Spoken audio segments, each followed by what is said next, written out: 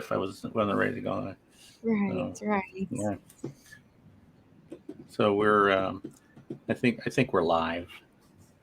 It says live, so yeah, I think we're good. Does it say? Does it say that you're live? It says live on my end. Mine says you're almost dead. Uh, But at your age, you old man, you old boomer and everything. Hey, gang. Hello. If there's anybody out there following us today, and yeah, there's our ding dong saying it's time to be on the our yeah. reminders. Time to be on LinkedIn Live, and you all know me. Do I need to introduce myself? But I'm going to do. I will do it anyway. But I'm going to first reintroduce my Gen Zer, my superstar Gen Zer. That all of you that I've really gotten a lot of emails actually from people who just said, "Where did you find her?" And I know, well, she kind of found me. So this is Kindsey Haynes, who is the Chief Marketing Officer for IronTech Security, who is really, they are. Hey, Mary, there's Mary. Hey, We were Mary. actually just with Mary a minute ago too, and you're with IronTech Security, who is our sponsor. I consider them, they are our sponsor. Tell us a little bit about what you do for IronTech Security, and then what does IronTech Security do? Yeah, so I'll start with what does IronTech Security do. We are a national MSSP, so a managed security service provider, and that pretty much means we're just outsourced cybersecurity. So we do cybersecurity for small to medium-sized businesses. Antivirus these days, it's not enough to protect your business from these crazy cyber attacks. So we have companies that use us, and we do everything in our power to keep them protected. Marketing wise, I started with IronTech as an intern my last semester of college, and I've been with them for 2.5 years now. So quite a while. It's kind of crazy how time has flown. Has it been 2.5 years? Yeah, because I started January of 2020. Yeah. Crazy. I remember, obviously I remember when you first started with them, and you were just this young intern. Yes, I know. And so, yeah, I've been handling all of our marketing. I did sales for a little bit when we, just didn't have that manpower. I'm head of all of our marketing and sales, and I work alongside, our CEO and our president. And then we've got a sales guy, CX, and all of that. So I just kind of make sure everything's getting done the way it's supposed to. I bring in all these leads for my sales guy, and his job at the end of the day is to close those deals and finalize those leads that I do bring in for him. And we've got a pretty good process going, and I do a lot of different things marketing wise, and we can kind of talk about that a little bit more. Oh yeah, we're gonna talk. I want to. We were definitely going to be talking about getting those leads for the sales guys. That's what we want to talk about. It's because that's such a big question that I get a lot. Mm-hmm. But you know what? But my smoking hot wife Kay was telling me about that. Because you're a part of a group that we actually just got off a call that I was kind of an interloper on. With your group, you guys have this mastermind, yes. And I know Mary, who is on the call with us today, is also part of the mastermind. And she made this comment to me a few weeks ago, about that some of the people were kind of, and most of them are older, mm-hmm. And some of them were making some comments or asking some questions about the younger generations, and I say younger generations, that for the most part they call you guys millennials, which you're not. Mm-hmm. Okay, we know that. And let's see what I want to make sure. So Keith, hey Keith, good to see you. And I know that my daughter Kelly, who is, I believe Kelly is a Gen Xer. Okay. And I know you are a Gen Zer. Yes. That's correct. Do you know what the age block is for that? Yeah, I had to Google it. I'm right on the line of being a Gen Zer. Mm-hmm. I don't remember exactly what it was. I'd have to look it up, but it was I'm right on the line. Okay, right on the line. But it's funny because a lot of people when they want to talk about the the attitudes of the younger generation, they typically just use they use the millennial term. Yeah. The old folks like me, they just use the millennial term. Drives my daughter Kelly crazy. Absolutely drives her just right up the wall. Like when and the example I remember specifically was the spring break in Florida. And that even over COVID, the spring break in Florida, there were still thousands of kids going down there, and these super spreader events and stuff. And the announcers kept referring to them as these millennials, and my daughter would say, "Those are not millennials."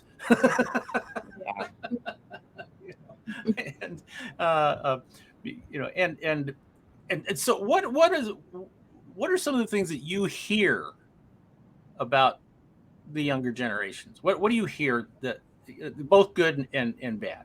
Yeah. We had a conversation, in coffee with Kay not too long ago about it. I can't remember exactly who it was, but he had just hired someone to come full time and work for him. And they just didn't show up that first day. Like they had gone through the whole process of getting everything set up. Like, yeah, I'm going to start working for you. And then they just, I don't think ever showed up. Didn't even show up. Yeah, and someone else in the group had a similar issue.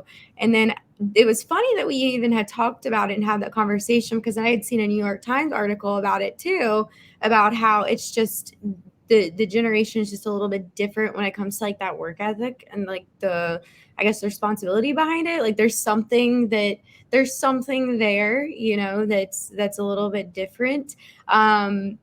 Personally, we haven't had any issues like internally in our company with hiring. I mean, we're very selective with who we hire.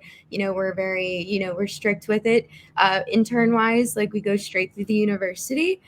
So like not only are they getting college credit for like one course for doing one semester with us, but we also, whenever we're hiring them, we're like, what's your goals for the next 5 years? Like what we want to help you get there. We're not just going to hire you for a semester. Like that's not how we roll. We want you to work with us for as long as you'd like, hopefully for a while. We want to invest our time into you and our knowledge into you.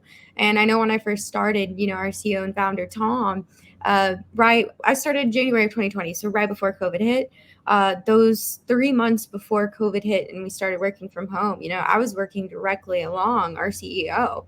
I mean, he was just pouring all of his knowledge into me. But I know that there are some, generational differences when it comes to like not showing up to work and stuff like that. And I don't know why that's a thing, but it is. And I also know it comes down a lot to how I was raised. My parents they were very strict with me growing up. My mom was a teacher, so I had that kind of on my back too, being a teacher's kid, and like, always wanting those good grades and always striving to do the best that I can do. And I think there's probably some differences in how, kids are being raised these days and maybe even the schools too, how they're going about things. I'm really not sure. But I have heard and seen, a lot about people just not showing up to work and just like not fulfilling what they said they're going to do. So, but the way to handle it is, as you say, is to try to catch it up front. Yeah, for sure. Yeah, it's all within your hiring process. Like our list of interview questions, and Tom, our CEO, he's the one that came up with this list. I don't know where he found them or if he got them somewhere, but this list of questions, not normal questions that you would get asked during an interview. I was asked these when they interviewed me. Like one's like, what's your quirky? One's like, if you can invite 3 people to dinner, dead or alive, not like a love interest or a family member, who would it be and what would you serve them? And you kind of get to hear these people's, their answers, and you learn a lot about these people from their answers, because it's a different kind of question. So, those three people, those are going to be people that they admire and that they maybe strive to be more like. And just in those answers, you can tell a lot about a person. And we've got a few other questions in there, of course, like what's your goal for the next 5 years? Why do you want to work for us? not why do you want a job? Like, why do you want to work for us? Why do you want to be a part of this team? And I think you can weed out a lot of people in that interview process if you get the right person. Mm-hmm. It's just, I interviewed whenever I was looking for my intern. I remember interviewing quite a few people, and whenever I found the one, I was like, okay, like this is it. Like I knew it right then and there. And Tom's always told me too, hire someone smarter than you. Hire someone that knows more. That they Right. know what they're doing, Right. and it'll only bring you value. Yeah. Yeah. Okay. So I got two questions for you. So one is, do you remember, or who would you have listed as who you wanted to have dinner with? Oof, I don't remember who I said, honestly. I think I said, I don't even remember who I said. I think I threw Elvis in there. Just because I don't know, I grew up listening to his music with my dad, and it was one of those things that it's like, it brings me joy. And I don't remember what I said I was going to feed everyone. And I don't know the last two people that I had said. That was so long ago. Now, I don't know who. I'd have to think about it for a little bit. We usually give them this question the day before and let them prepare their answer and kind of figure out who they'd like. Steve. um, and it's just we want them to be able to give us a very detailed answer and Yes. have thought behind it. That's why we give it to them the day before, because it is a loaded question. Oh, okay. So Throw that so at someone. you give them a little time to think about it then. Yeah, we do. Oh, okay. All Yeah, right. it's not something we just throw at them. I mean, we don't send them all the questions, just that dinner question, Yeah. because we don't want them to have time. Yeah. Do you think that there is a because I seem to remember when I was growing up, when I was your age, and even a little bit younger, it was the 60s. So we were dealing with, race riots, which of course we're dealing with today. But Martin Luther King, Robert Kennedy, John F. Kennedy, their assassinations. We were we were the Woodstock generation. We were we were the ones who went to Vietnam and that stuff. And I remember our parents and older complained about us all the time. I think it's a generational thing. It's going to I'm sure we're going to complain about, our generation. Yeah, I just don't get it. I don't get why people don't seem to remember that they were part of a generation that everybody complained about too. So like all these boomers, that are out there, and now boomers are getting blamed for everything. Well, hello, so did our, we blamed everybody older than us, for problems too. So, so I think that, from my perspective, because like our daughter Kelly, she works very hard in sales now. She used to be with Callaway Golf, but now she's with Maui Jim Sunglasses. Awesome. And or eyewear, and she works a lot of weekends, and she works long hours, and and she just and I know that she is making a good living, but she deserves it. Doggone it, she is she's a very hard worker, just like you are. I know you're a very hard worker, so I'm the one who's not a hard worker anymore. So, geez. So, anyway, that's I just thought it would be kind of interesting to hear that. Yeah. Hear your take on that, and appreciate that. Always open to talk about something like that. And if you have any other thoughts about it, in the future, bring them up, girl. Bring them up. But speaking of the future, which is what marketing is all about. Yes. Right. Marketing is about the future growth for the company, filling the funnel for the future, and that stuff. You guys have found webinars. Yeah. To be your number one engine for filling your funnel, right? Correct. Okay. Tell me a little bit about how that's kind of come about.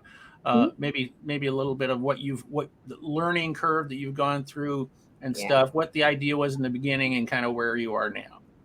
Okay, yeah. So we probably would not be doing webinars like we were or are today if it weren't for COVID. Before COVID, and I started January 2020, COVID hit March of 2020.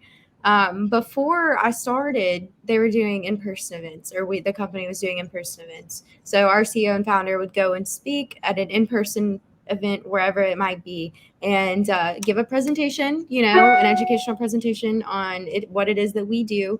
Of course, a little sales pitch at the end. If you're interested, call us. Cool. COVID hit, all events, there's not happening, right? And so at that point, it's like, okay, like what can we do other than these in-person events? And of course, webinars. Everyone was just thrown onto Zoom all the time. Mm-hmm. Zoom this, Zoom that. And it's like, okay, like, let's just do the presentation, but virtually. And at that point in time, that's when we were focusing on one vertical, rural water utilities specifically. And so that's where, we had done the in-person presentations with them. So right then and there, we're like, okay, like let's try and get a webinar on the calendar with, our friends that do the rural water. And we did that, and we're like, okay, like this could work. We didn't know what we were doing our first few webinars. I'll be completely honest. Like I looked at a slide deck the other day from our first webinar, and I was like, oh my goodness, we've come a long way, in 2 years. And so we just kind of jumped right into it. We started doing, I want to say in March or April, end of March, beginning of April, we started doing weekly webinars. These webinars were 30 minutes, and we called them a deeper dive. So like we went into like specific topics like backups or password managers, or like training for your employees. It wasn't like a broad, 1 hour presentation. We were just thinking 30 minutes, whoever wants to come can come. Had an email list, so we would invite everyone out to that email list. And of course, it's been 2 years since we've started that. So when we first started, my email list was not that great to begin with. I've added a lot since then. And then we did that for, I want to say maybe like, I don't know, 4 or 5 months. And they were like, okay, let's just do it a monthly one. And we started doing monthly ones. And we started doing monthly ones now, except we've got our sales guy Davin doing our internal webinars. And then we also do webinars for other people. And that started the kind of at the beginning too, when we reached out to our rural water friends, did webinars for them. It's like, okay, who else can we reach out to and offer, this free educational content to? And so we went about it that way. So, we're doing webinars now. I don't even know how many we had scheduled for the month of June, but it's quite a few. And like we've got some, like tomorrow we've got 2. We had 1 today. We had a podcast today, which is something else we do to get leads. But yeah, these webinars, they're all strictly educational. It's not a sales pitch. It's not a sales presentation. Because if you're like, we're giving these guys something, our prospects, we're giving them something by giving them this free educational content. This is something that everybody needs to know. They know they need it. Not everyone wants to admit that, but they know that they need it. They know that they need that password manager, but like, okay, how do I go about it? What even is a password manager? And then they see our webinar and it kind of works out. And we've used LinkedIn a lot for the webinars, which has been, that's really increased the traffic on our monthly webinars. We post the event on LinkedIn. And then we found in just messaging on LinkedIn, if someone registers for our event and they didn't actually go and register on our page, we shoot them a message. Hey, what's your phone number and email? We'll register you for you. And then you're signed up, ready to go. Because we don't do LinkedIn Lives. We do it on Zoom. That's the platform we use for webinars, which we've been happy with. We like it. Yeah, I could talk about webinars all day. Well, and I want to talk about them because let's kind of start from like if you are filling your funnel, all right. Yeah. You come up with the topics of a webinar. Yes. And so let's say, give me one of the topics. Like what did you talk about today? Password management. Basic password management. Okay. Yeah. So now you go on to is it primarily LinkedIn now, and you promote these? Yeah. You just say, hey, we're gonna do this webinar. Click here to sign up. Yeah, we promote on all social media, and then I also promote out to my list, and I do that via email. So I use ActiveCampaign for my CRM and all of my email marketing, and I just send out reminders to my list And they, of course, there's a landing page for them to go register on, and the landing page has more detailed information. So like if they want to learn more, like everything is on that landing page, and it's specific to the webinar itself. Okay. So and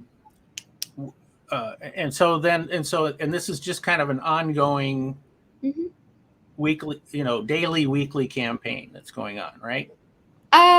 It's with the monthly webinars that we're doing, because right now we're just doing it once a month. I start sending out emails the week before.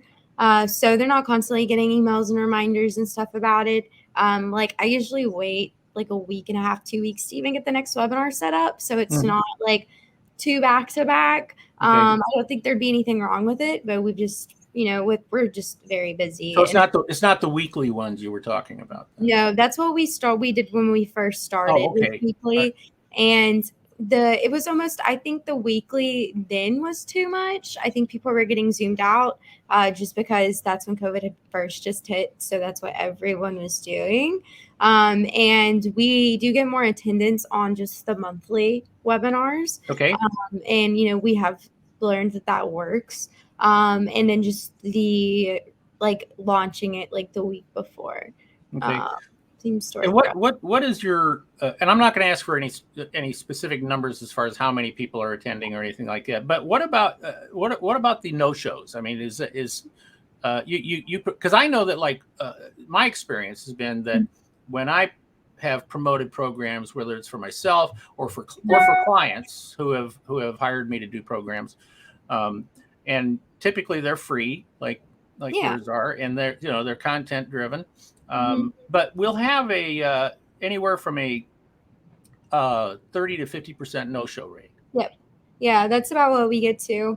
For the people that don't attend, I have a special email that goes out to them, and then I have a special email that goes out to the people that did attend. So it's 2 different emails that they get after the webinar. Like one, thanks for attending, one saying, sorry, you couldn't make it. And I give both of them the recording. So the people that didn't make it, they get that recording. And, they've got access to it. I throw it up on YouTube.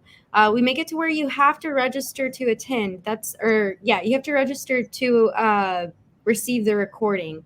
Okay. So with that, you're going to get more registrants, just because if they know they can just, go and watch it whenever they want, and they have to have it from you because, you've been registered. You're more likely to get signups, which then you can get emails and phone numbers. And I'll have my sales guy, give them a call like, hey, I'm so sorry you missed my webinar yesterday. Did you get the recording email that I sent out yesterday afternoon? And have you had time to watch it? If not, do you, if you watch it, cool. If you don't, whatever. If you watch and you got questions, give me a call. You've got my number, you've got my email now. And if you're ready to get your security taken care of, you know who to call. So.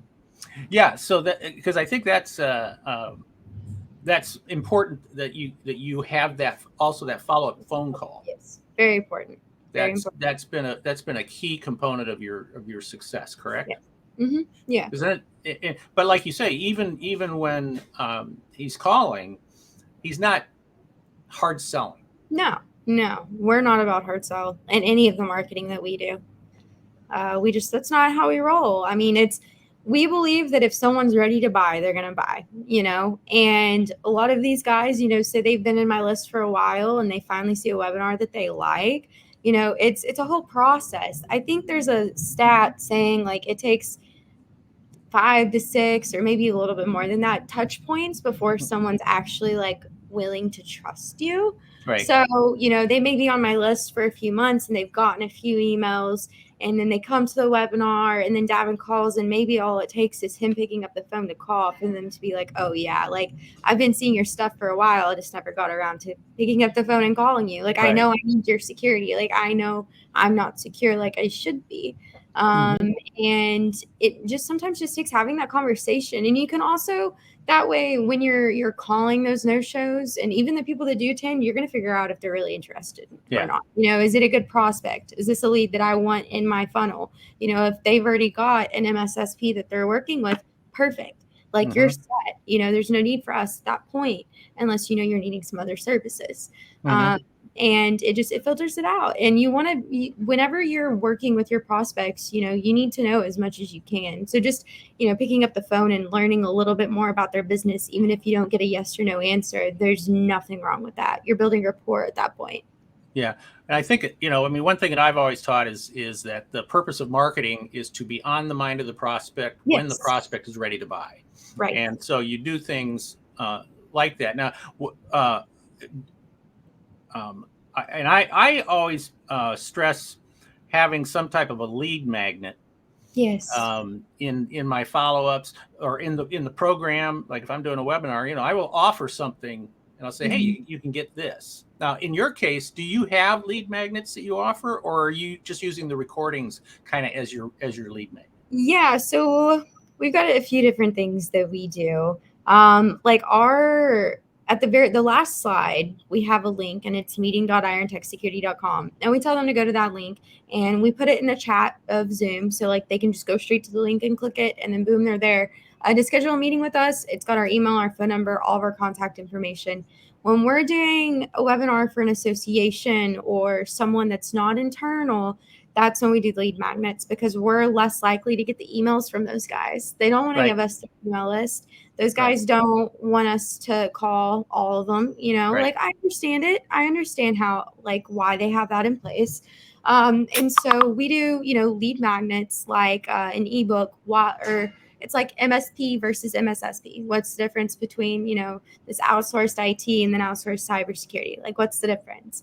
And what's the difference between IT and cybersecurity? Because they're two different things. Right. And we talk about that in the webinar, and then we have the little link at the bottom of the slide, and then we also throw that in chat. And so we can grab phone numbers and emails that way as well to follow up, or give them a call and say, hey, I know you attended our webinar yesterday and you downloaded our ebook. Do you have any questions about that ebook? Hoping that they actually read it, and then, it's a conversation starter. That's really all it is a conversation starter. And then we do offer a security and risk assessment. We make it as nonchalant as we can, in meaning that, like, you can just give us a call if you have any questions. Yeah, you can schedule a meeting with us, but we also have the security and risk assessment that you can do if you'd like to. We used to charge $4.95 for it. Right now, we're doing like a special thing where we're offering it for free. So that's something that it's kind of like, it's there. We talk about an assessment within the webinar.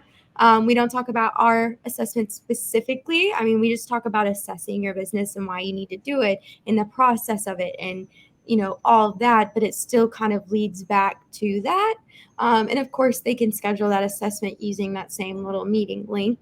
And then we recommend the bigger organizations do that more than these smaller guys. If you're a 2-person law firm, you may not need a full security and risk assessment. If you've got a company with 50 employees, there's more risk right there just with those 50 employees having more users. So it's better to do more of an in-depth assessment.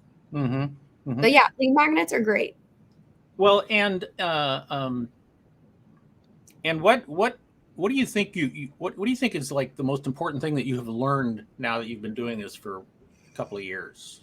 That education is really important, because if you get your messaging and the education aspect of everything so perfect that they will pick up the phone and they will just call you ready to buy, that my sales guy doesn't have to do any selling.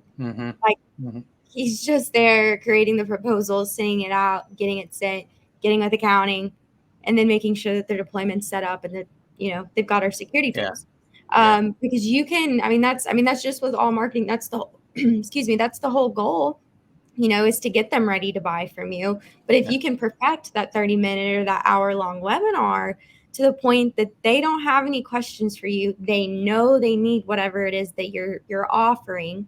You've got to fill that need, figure out what their need is, and I'm telling you, like, your phone will be ringing. Well, and you've built up a kind of a relationship and trust, a level of trust from them by giving them good content, useful content. Are there do you have ideas of how you're going to, for like future of new things that you're thinking about trying, or We've been thinking about podcasts, and you can kind of like podcasts. We've been doing podcasts with other organizations, but we haven't done one internally. Like we don't have our own podcast. But the cool thing about that is you can record the podcast on Zoom, for example, record it, and then you still have an actual like recording video to do whatever you want with. That's content. Right. What are you going to do with that content? You got the audio version of it, but then you also have this video that you can work with. Right. And so we could totally even turn some of our old webinars into podcasts and have a whole podcast library right then and 100%. there that's ready to go. But that's turning our previous webinars into podcasts. That's something I've thought about. And then I've thought about just kind of from here on out doing that moving forward, or starting a podcast, with our CEO and bringing in different guests. We've worked with this one guy. We did a podcast with him. He found me on LinkedIn and he reached out. I got a podcast on the calendar with him and Tom. And the way he went about it, which I thought was kind of genius, is after we finished the podcast, he asked us to be on his show. No cost, nothing like that. We were able to pitch our services. He just asked Tom questions about what we do, how we go about it. After we finished, he pitched us on his and like what he does at his company. So he's got this nice podcast with a lot of listeners, but at the end of the day, he was trying to sell us on something. And I was like, okay, that's kind of smart, bringing on all these guests, giving them what they want. I mean, it's a win-win for both of us. Yeah. And we ended up setting a meeting with the dude and looking at his services. We met with him plenty of times. We ended up not moving forward, but I mean, it was something that it was like, okay, like we're interested. And it was just the process of how he went about it. And that's probably how he gets his leads. Is just inviting them on his podcast show. Right. Well, plus, I mean, you've said some things here. So, like for example, I'm doing a weekly podcast with another marketing guy, Dave Loomis, and we record it live. We record it like this, right? We do a recording and we have our conversation, and then I just pull the audio off, post that up as the podcast. But we're also posting then the videos on YouTube. In there, and I'm looking at also I'm getting I have show notes done on these things, which I add into the podcast notes, and now I'm also looking at repurposing, taking chunks of the videos and just little like 2 minute, 3 minute chunks and posting those on social media. So it's I think there's a lot more to the concept of repurposing of taking content that we're creating, from one, that's in one format, and then repurposing it into other formats. You could even do transcriptions, things like that. But I love the idea. I love that concept of being on the mind of the prospect when the prospect is ready to buy. And of course, if you're dealing with an organization like a trade association or somebody, who you're doing it for them, okay, well, they're not going to give you the emails, So, so you have to come up with some type of lead magnet that people will want, and they will ask for, Right. And so that's it sounds like you've really kind of your learning curve wasn't too painful. Took some time, but no. Until you see, because now it's sort of I'm sure that you kind of have a sense for like if you get so many people on your program, then down the road this percentage of them will turn into customers and things like that. So you can have some kind of a projection, right? Out ahead from that. This is fantastic. I mean, I love this stuff. I think this is great.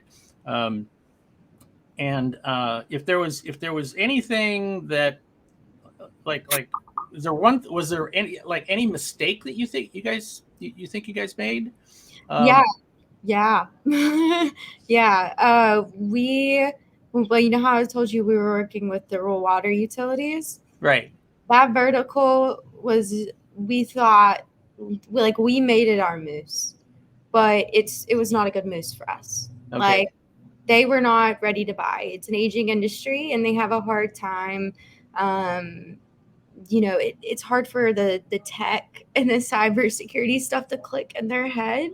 Mm-hmm. I want to say, I saw a percentage on it, but like 2/3 of people in the rural water industry world are about to retire in the next 10 years. So like, if that says anything, like, they're up there. These Mm-hmm. guys used to work out in the field. Now they're using these SCADA devices for everything. And they used to go and get out there with a pen and paper and write these numbers down off the meters. That's what they like. They like getting their hands dirty. And we just realized, like, we were doing these webinars for them. And, it was going well. We were getting great feedback. Yeah, we were getting some people were interested, but then they weren't buying. Like, yeah, they wanted to meet with us and all this, but they were not buying. Like, it was so hard because, then they had to go present it to the board of directors. The board of directors did not understand a thing that was happening. They're like, oh, that's an expense that we're not going to do that right now. Yeah. And so we're like, okay, like, at one point we're just like, we can still market to them, but not push it as hard and not spend so much time on it.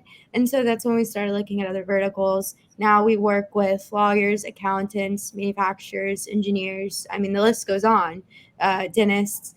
And we just kind of realized that, our moose, we had to figure out exactly, what they were ready for and what they were wanting. And the rural water utilities were not ready to buy cybersecurity as bad as they need it, and that's why I know we were targeting them and working with them because they need it.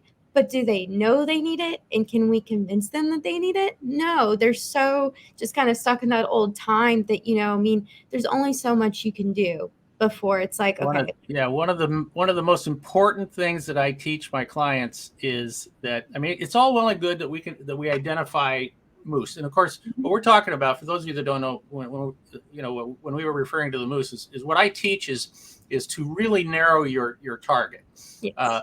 And imagine yourself being a hunter. You're going into this large forest, and this forest is just filled with animals, flying animals, crawling animals, running animals, swimming animals. All this sort of stuff. Okay. But but the way we look at it is we're hunting moose. Okay. That's the only animal in the forest that we're trying to hunt. But one of the things that we need to recognize is that there's an old phrase, called "find a need and fill it," and I keep telling people that phrase is bogus. Mm-hmm. Okay, because it's missing an important word. You want to find an acknowledged need and fill it. Okay, yes. They have to agree that they have a need.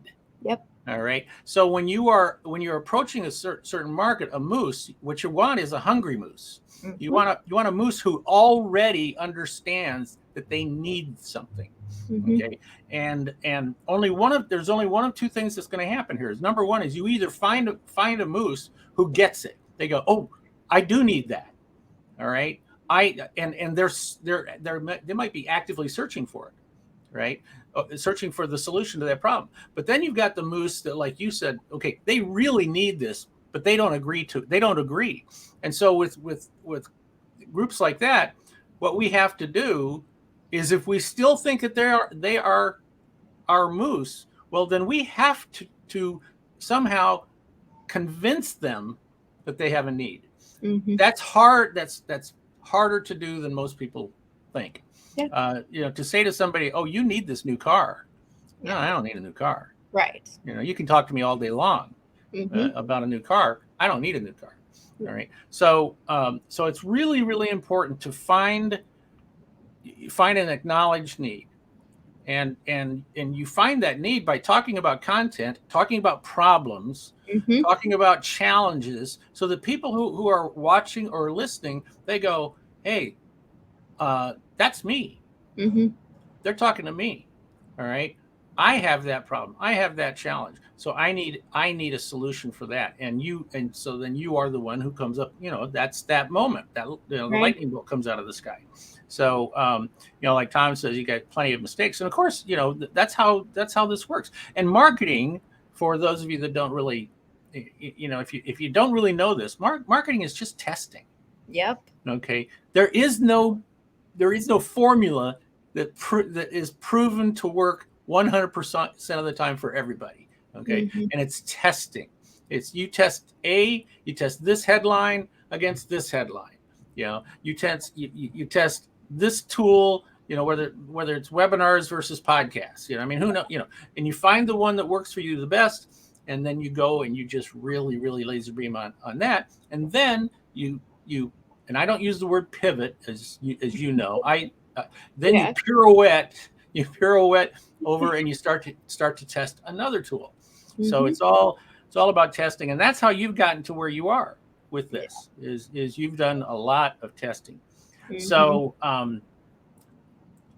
since I don't see any questions right now, but what I want to make sure of is that if anybody has a question for you, let's talk about let's see. Do I have your? Actually, you know what you can do? You can do for me is go over into the chat and put in your.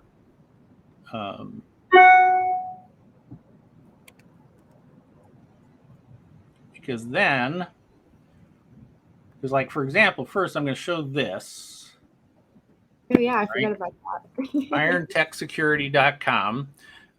If you have questions about your security, your cybersecurity, you're going to want to talk to IronTech Security, and you can go and get information on their website. And then, did you put in? I put my email in the private chat, but I don't think that it says chat. Oh, in the private chat. Let me see if I can move that over. Yeah, I have to. Oh, you know what I can do though? Watch this. Let's see if I can pull. I think I can take that and I can go over here. I can create a new banner and do this, and I can add this banner. Let's see if this. See, is this going to work? Did that work? I'm still seeing the website. Oh, cool. There we go. That's how you reach that young superstar person. Yeah. That, and you can ask her questions about what she talked about today, and also about IronTechSecurity.com. Yes. And so if you need any help, obviously we want you to reach out to them. So okay, so thank you, Tom. Thank you for your support, sir. So Kindsey Haynes, Chief Marketing Officer for IronTech Security. Once again, thank you so much for joining me. I love these conversations. Me too. And you're one of these days you're just I'm going to say, so are you ready to do another boot? And you're going to say, no, I'm booked. I got too many other interviews to do. Well, I'll be looking forward to the next one. Yeah, me too, for sure. So thank you everybody for joining us for another Gen Zer and a boomer walk into a bar and talk marketing. Thanks everybody. We'll see you next time.